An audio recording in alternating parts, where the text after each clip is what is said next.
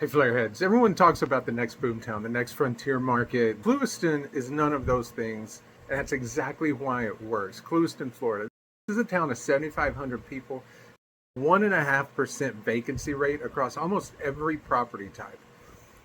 Building under construction in the entire market, and 1.4 million corridor visits a year from people who have nowhere else to go. So this is not just a growth story, it's a scarcity story. And scarcity has its own kind of power.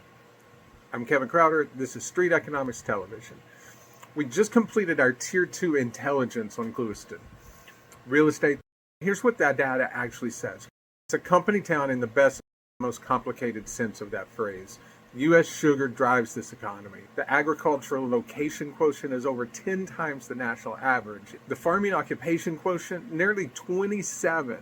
This community exists to grow, mill, and ship sugar, and is very good at it. That captive workforce, it has to eat. It has to live somewhere. And right now, that somewhere is one corridor, 1 mile wide, with virtually no modern inventory, and not really a pipeline coming to fix it. So what are three plays here?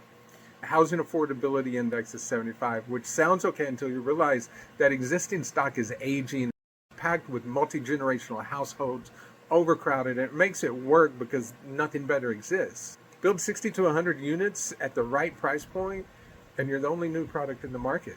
High retail and QSR. Peaks hit 240,000 corridor visits. Walgreens leads in annual visits. The demand is habitual and it's going nowhere because it literally can't go anywhere. A well-positioned pad site here might operate like a monopoly. And then you've got agricultural industrial flex.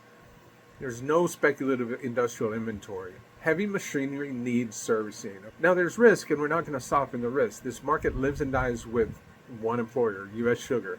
If it contracts, the whole corridor feels it immediately. This already shows a year-over-year decline of about 3.5% in visits. Lake Okeechobee discharge policy and sugarcane farming regulation, these are constant external threats that the local government just can't control. So you're not underwriting a growth market, you're underwriting a scarcity market with a single employer concentration.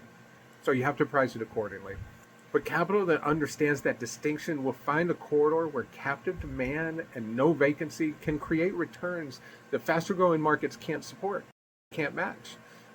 Get the full Tier 2 report on our Patreon, patreon.com/streeteconomics. Economics